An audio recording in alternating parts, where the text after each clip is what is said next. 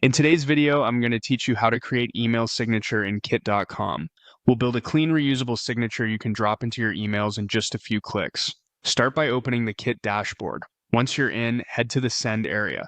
This is where you manage content you'll reuse in messages.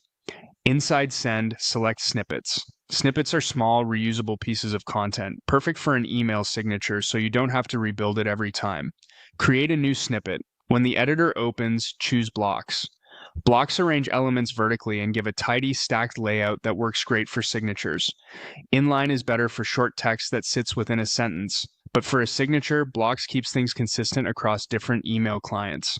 Click Add Content to start building. Use the plus icon to insert your first element and choose Image.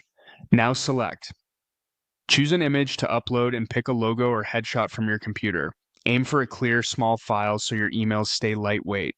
A PNG or JPG with modest dimensions works well. If the preview looks good, you're set.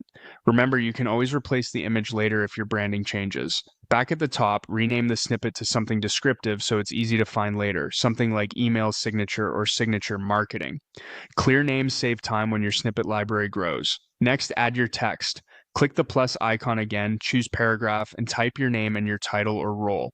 Keep it concise and professional. If you like, you can separate lines with a simple line break for readability. Consistency is key here, so match the formatting your team prefers and avoid adding long disclaimers unless your organization requires them. You can always update this text later if your role or branding changes.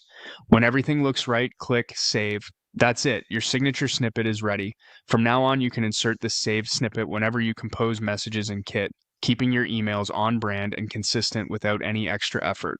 To recap, you opened the dashboard, went to Send, entered snippets, created a new snippet with the blocks layout, added an image, uploaded it, named the snippet clearly, added a paragraph with your name and role, and saved your work.